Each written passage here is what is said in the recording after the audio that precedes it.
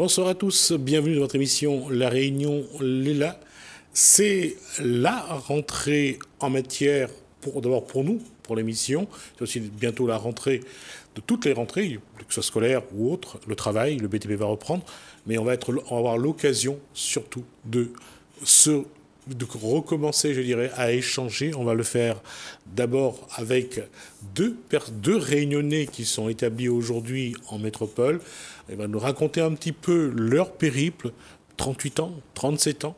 C'est toute une vie. On voit ça dans Cosmo Réunionnais.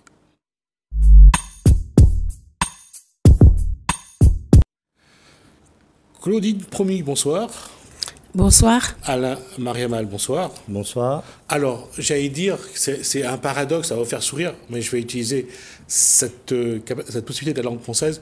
Vous êtes à Toulouse, le reflet de l'île de la Réunion. Exactement, c'est ça. Comment vous... Alors, on va d'abord dire que le reflet des îles, c'est le nom de votre association. Vous en êtes la présidente. Exactement, oui. Et vous en êtes le vice-président. Et la question, c'est à quel moment vous avez décidé de sauter la mer? Eh bien, moi, j'avais 18 ans, j'ai trouvé pas de boulot, j'avais fait un enfant. Bon, ben, après, je dis, bon, écoute, je m'en vais, je pars, je quitte La Réunion pour un petit moment, je reviendrai après. Mais c'est ce que j'ai fait. J'ai réussi, j'ai fait des enfants en métropole, je suis contente. D'accord, vous êtes maman de combien d'enfants? Je suis maman de 4 enfants.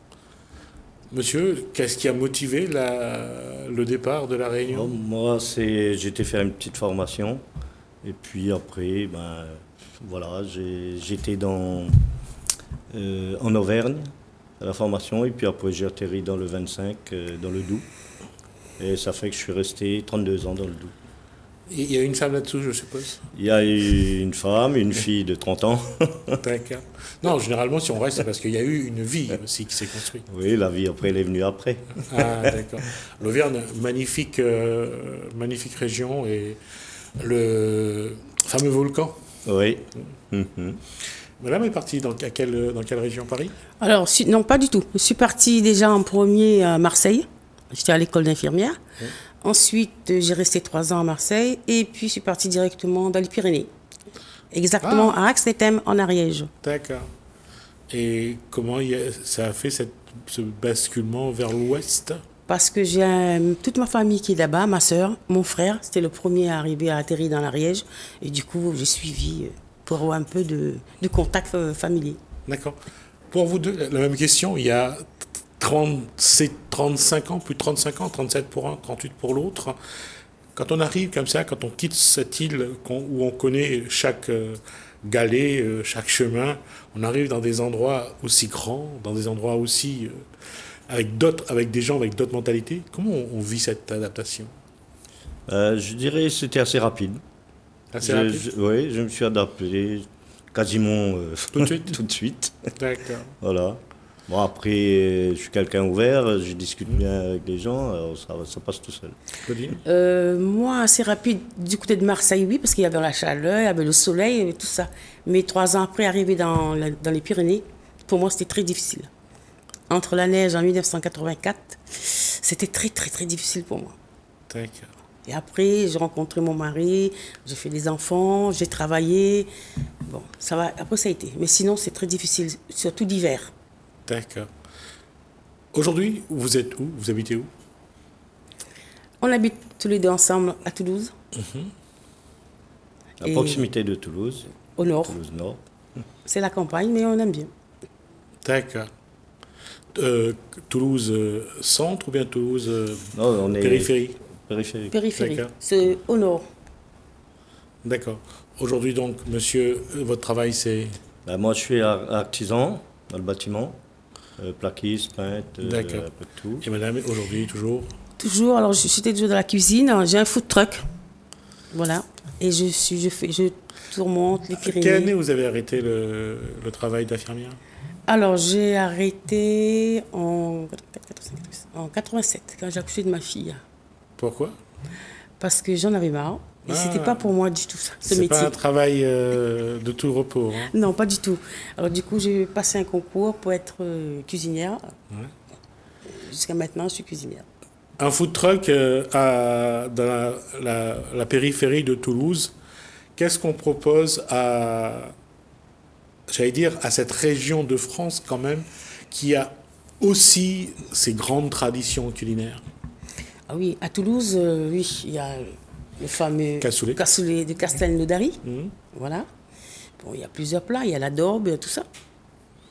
Et quand on vient de La Réunion, on a ces petites recettes de La Réunion. Les gens apprécient aussi? Ah, tout à fait. Surtout le fameux rougail saucisse. Avec ou sans crème? Je dirais sans crème. Sans crème, d'accord. Non, ça fait toujours sourire qu'on se prend la tête pour savoir est-ce qu'il faut mettre de la crème, de la crème fraîche dans le rougail saucisse. Je pense qu'il y a un moment, il faut laisser les gens vivre leur vie, quoi.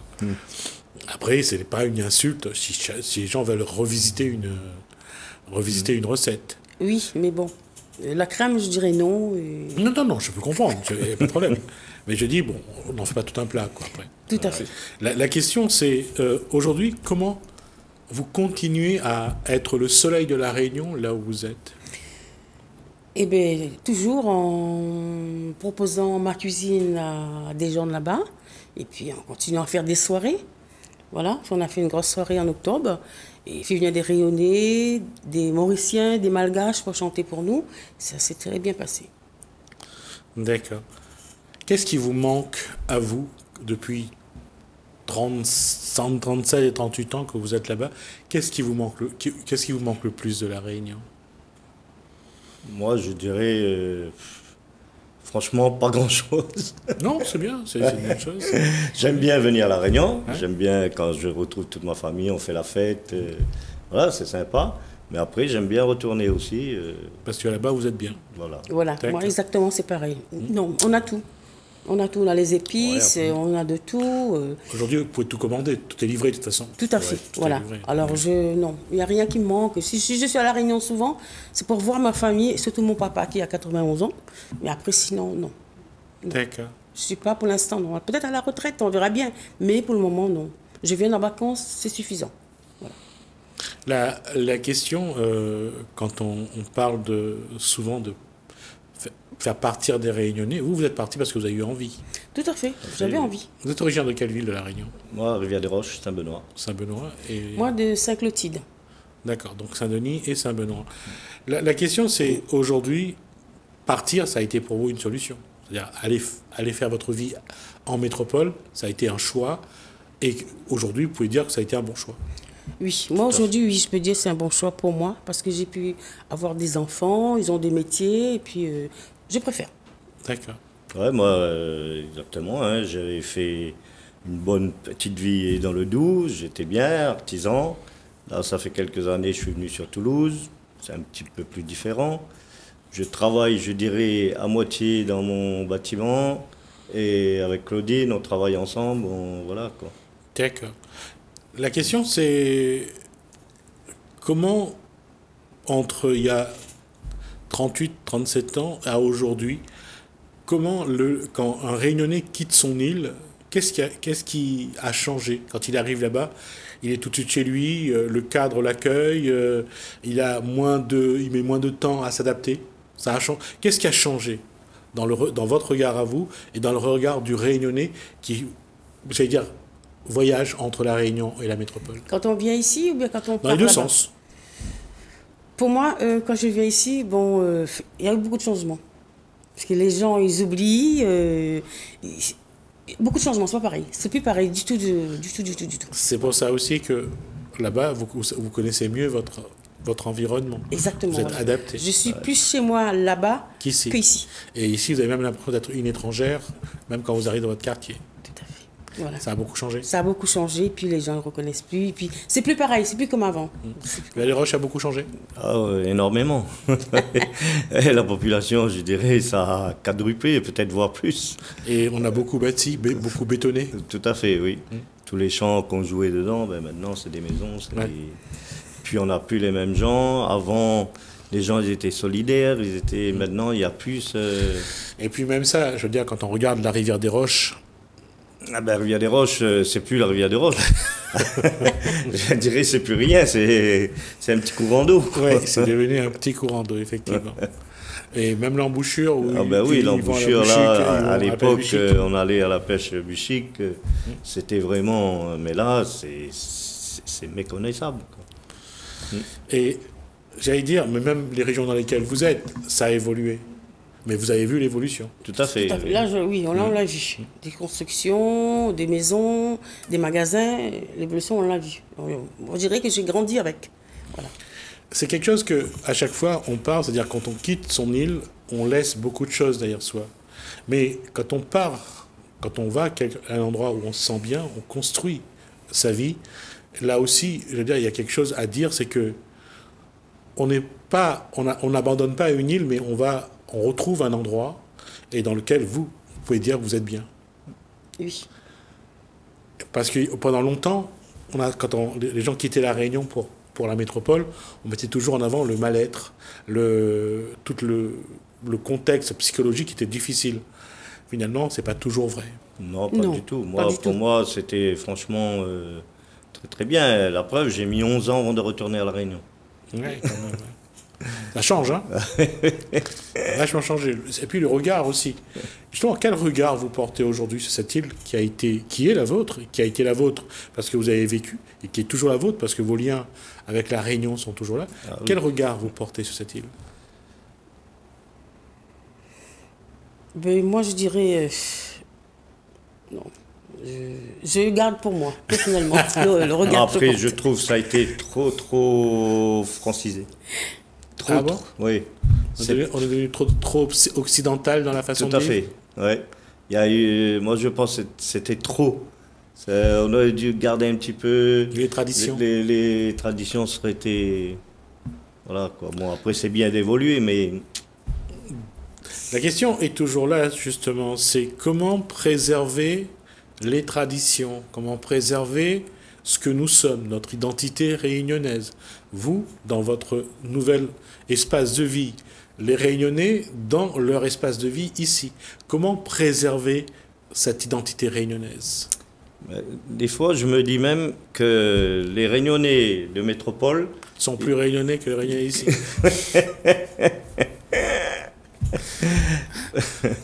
Pourquoi?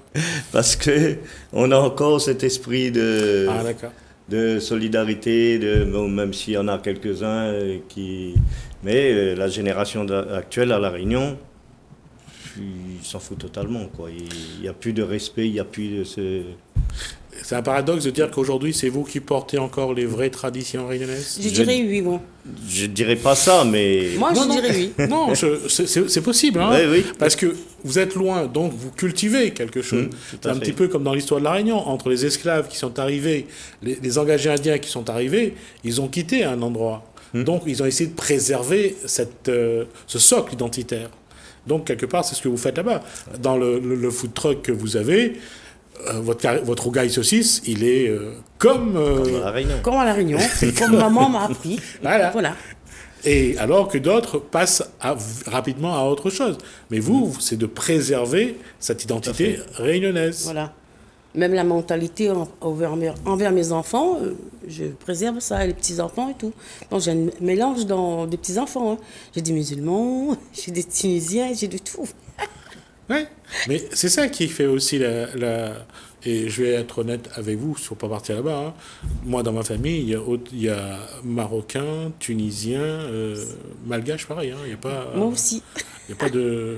Moi, j'ai des petits-enfants mélangés. Ils le sont mélange j'allais dire des communautés, des traditions, des religions, se fait dans toutes les familles. Je pense que c'est quelque chose qui... Ben oui.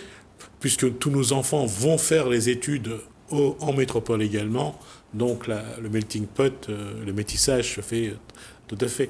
Mais encore une fois, comme j'ai dit, malgré tout, on est pour l'ouverture, mais comment également préserver j'allais dire, le bonbon coco, le bonbon Ouais, tout ce qu'on avait banane, avant, tout- comment préserver le bonbon gras, comment préserver le Gâteau manioc, ouais, le gâteau manioc, patate gâteau douce. patate, Je fais le toujours. rougail Macatia. saucisse. Quoi, vous dire Le macatia, Le on en macatia, trouve ouais, plus beaucoup. tout à fait. Ah non, si, on en trouve. Oui, sauf mais que, bon, c'est plus pareil. c'est plus le macatia de notre enfance. avait. C'est différent. Justement, comment préserver ça? Comment leur dire, voilà, ça c'est au départ. Qui est autre chose, c'est pas grave, c'est pas un souci. Mais qu'on garde la marque Tout à fait. de ce passé-là, quoi. Ça, je pense, c'est la génération qu'il y a aujourd'hui, c'est eux qui devraient dire, bah, tiens, on avait, nos anciens, il y avait ça, on devrait essayer de conserver ça, c'est comme un patrimoine, quoi. Oui, mais les jeunes n'ont pas la même façon de voir Ouais. que notre génération. Tout à fait, oui. C'est pour eux, c'est de vivre au jour le jour Tout à quelque part et de profiter un maximum de ce qu'il y a. Comment, encore une fois, et je reviens sur ce terme-là, comment transmettre notre héritage réunionnais aux générations Mais à venir. c'est aux parents de les transmettre. Moi, je vois ça comme ça. Moi, mes parents nous ont transmis ça. Mais après, maintenant, c'est à nous de transmettre à nos enfants. Parce qu'il y a quelque chose que je peux voir en vous, c'est que quand vous parlez de la Réunion là-bas, c'est toujours avec passion. Ah, tout Ah à oui, fait. tout à Oui. Moi, quand je parle de la Réunion, quelqu'un qui dit de mal, je réponds tout de suite, quoi. Je dis, il faut aller voir avant de dire Quoi que ce critiquer quoi que ce soit. Je dis, il faut aller vivre là-bas, mais on ne critique pas avant. Voilà. Claudine, pareil. Exactement, oui, c'est la même chose. Mais comment, par exemple dans le food truck, comment mettre la Réunion, transmettre la Réunion? Déjà, proposer les plats. Et surtout, faire déguster. Au moins les samoussas, les petits bouchons rayonnés, tout ça. Puis on Ah, les essaie gens. toujours de faire le gâteau manioc, le gâteau patate. Achard de légumes. Et- C'est quoi ça? C'est quoi ça? Et- On essaie toujours de faire un peu les choses qu'on faisait avant, quoi. D'accord. Et ce travail-là, il y a vous, bien sûr, il y a le Reflet des Îles, votre association, il y a votre émission radio. Oui, Oui. voilà. Bon, l'émission de radio, ça fait pas longtemps, depuis fin septembre, début octobre. Mais ça commence à aller. Les gens appellent pour parler de la Réunion. On en parle, les gens appellent, les gens qui ne connaissent pas, et puis de la Réunion, ou sinon de la Réunion ou de Toulouse, les gens appellent, parce que notre émission continue toujours ici. Même si on est en vacances, Ouais. on continue l'émission. Ah, La d'accord. radio n'est pas fermée. Ça fait que tous les mercredis, on est au-dessus pour faire l'émission. D'accord.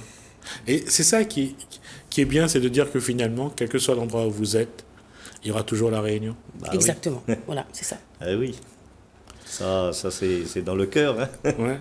Et surtout, c'est que c'est vous, j'allais dire, qui a porté cette réunion-là, qui a porté la couleur de la Réunion, qui a porté son vivre ensemble, qui apporte ses traditions, ses recettes culinaires.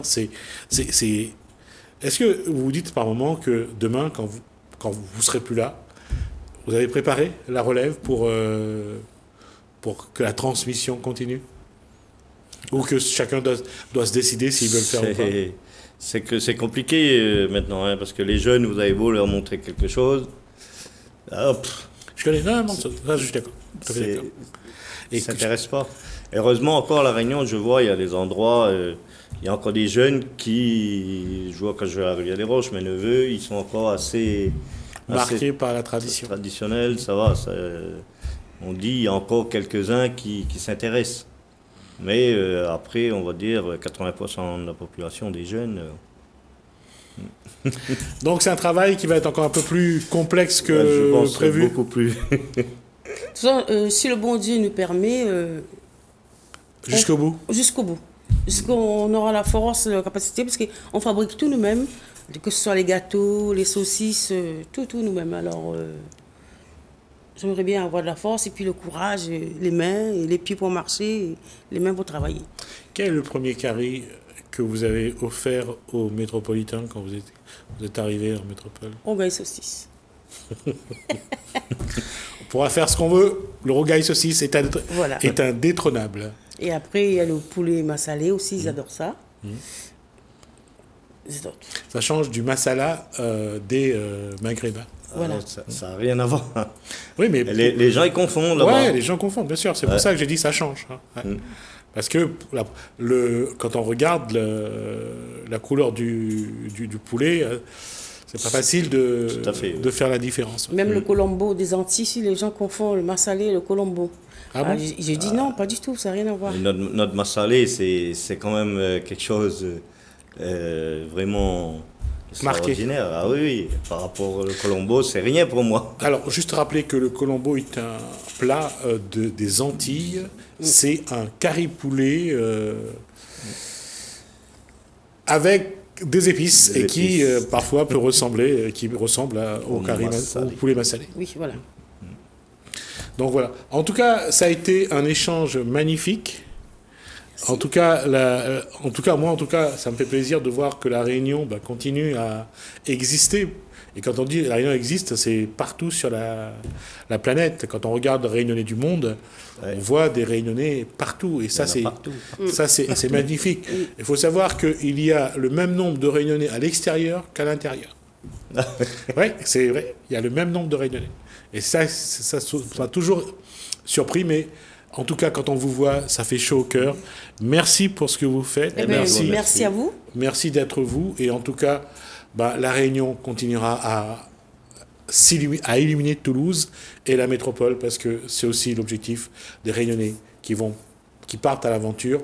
Et pour l'instant, on n'est que sur Toulouse. On verra pour après. Merci à vous. Merci. Merci bien. Nous, on marque une pause. On se retrouve juste après.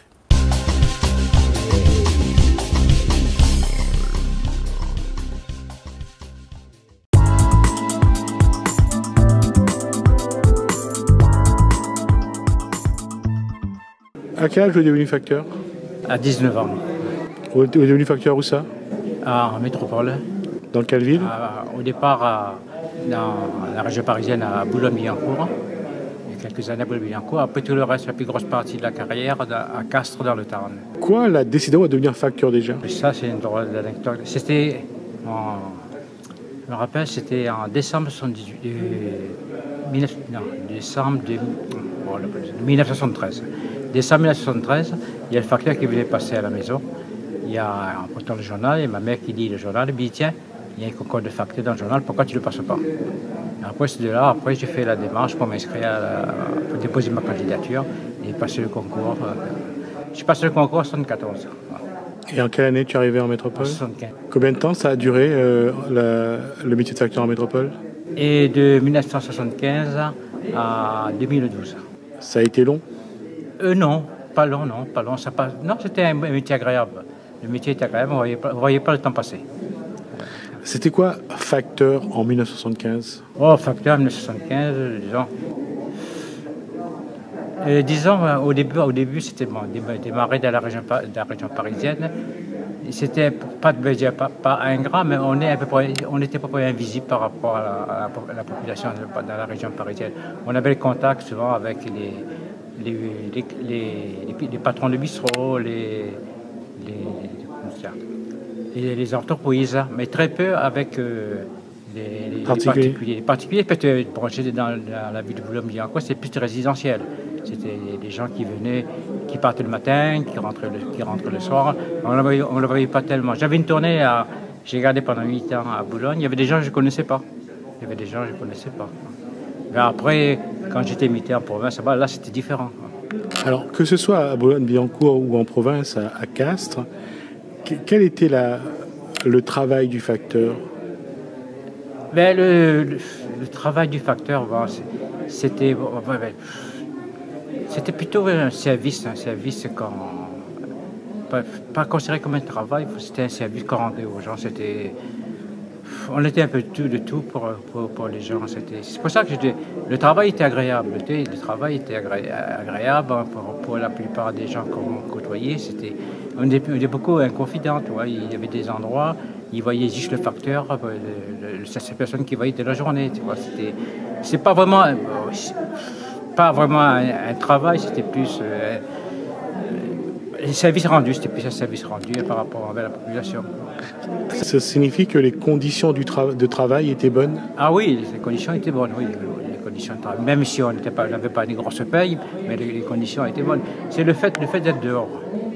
le fait d'être dehors, on était notre propre chef quand on était dehors, c'était très agréable. Là, ça. Et où on regarde aujourd'hui les facteurs d'aujourd'hui, c'est la même chose? Ah non, on ne fait plus du tout le même métier. Ah, c'est plus du tout le même métier. Bon, c'est pas de leur faute. Hein. C'est les conditions de travail et ce qu'on avait dans le temps, c'est vraiment différent. On ne fait plus du tout le même métier. Hein. Là, même moi, quand j'ai quitté il y a plus de 10 ans, et quand j'ai quitté il y a 10 ans, et là, c'était vraiment la fin vraiment du travail agréable. C'était vraiment la fin du travail agréable. On était plus pressé pour partir à la retraite que de rester. Bon, il y a, je pense que je fais la comparaison qu'au départ, quand on est rentré à la poste, là, c'était comme si on était dans une famille, qu'on avait pris des bonnes éducations. Et puis à la fin, on est devenu des délinquants du travail. On faisait n'importe quoi. Même moi, j'aimais mon travail. J'arrivais à la fin de carrière, avec les conditions de travail qu'on avait, de faire plus d'erreurs, beaucoup d'erreurs par rapport à avant. Ça a beaucoup de différences. Est-ce qu'aujourd'hui, la population a encore besoin du facteur? Là, c'est difficile à répondre, parce que comme je suis plus sur le travail, là, même besoin, je ne sais pas, parce que le peu de facteurs que je croise, là, on a du mal à discuter avec. Souvent, c'est pas le même qui passe tous les jours. C'est différent. Je ne sais pas vraiment si les gens, la population maintenant, a le besoin comme... Je sais pas, là, je ne peux pas répondre là-dessus. À votre époque, le facteur, c'était un membre de la famille des gens de leur tournée? Ah oui, c'était un membre de la famille. J'avais une tournée à Cache, je l'ai gardée pendant 23 ans. Je l'ai gardée pendant 23 ans. Je me rappelle quand j'ai une fille, quand ma fille elle est née, pendant 15 jours, tous les jours, je rentrais à la maison avec un cadeau. Tous les jours, je rentrais à la maison. C'était différent. Les gens m'appelaient sur Jean-Luc, jamais facteur quand ils me connaissaient. Moi, c'était le facteur qui faisait le bon client. C'est le facteur qui est bon client. Si le facteur il est bien, les gens sont bien avec moi. Les gens ils étaient contents de moi. Et justement, la société évolue, c'est naturel, mais quelque part, c'est un peu dommage que ces traditions où l'a connu, il disparaît peu à peu. Ah, bien sûr, oui, c'est dommage. Bon, comme je disais tout à l'heure, le facteur, c'était un confident par rapport à certains... Là, je faisais une tournée, il y a beaucoup de retraités. Comme je disais, le facteur, c'était la seule personne qui voyait de la journée. Même parfois, là, les gens s'abonnaient là où c'était la dépêche du midi, juste pour voir le facteur. Ils avaient la possibilité d'avoir le journal plus tôt, parce qu'il y a un porteur du journal le matin. Non, c'est le fait de voir le facteur. Mais il y en a qui attendaient devant le portail, qui est au bout de la rue, juste pour boire un coup avec le facteur. Et c'est ça fait partie des beaux souvenirs de ce métier? Oui, on avait le temps de travailler correctement. De toute façon, c'est pas compliqué. Quand on était passé avant de passer à 35 heures, on était à un peu plus de 39 heures. On travaillait lundi au samedi, on faisait un peu plus de 6 heures par jour. Et quand on est passé à 35 heures, on avait plus de charge de travail qu'à 39 heures. Ça fait que, plus de charge de travail. Les conditions de travail, c'était devenu déplorable.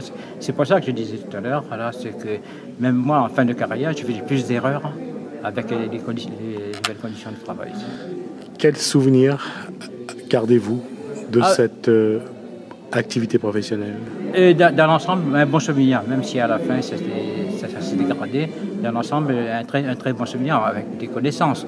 J'ai beaucoup de connaissances avec les collègues de la poste, soit dans la région parisienne ou dans le Tarn. Même maintenant, à la retraite, on garde encore les connaissances. Mais c'est compliqué. Il y en a 2 qui m'ont appelé hier encore, d'Albi et de Toulouse. Non, on garde... en gros, c'était une grande famille. Souvent, même après le travail, le week-end, on pouvait se retrouver pour aller voir un match de rugby ou aller manger au restaurant. Des choses comme ça. Il y avait une bonne ambiance.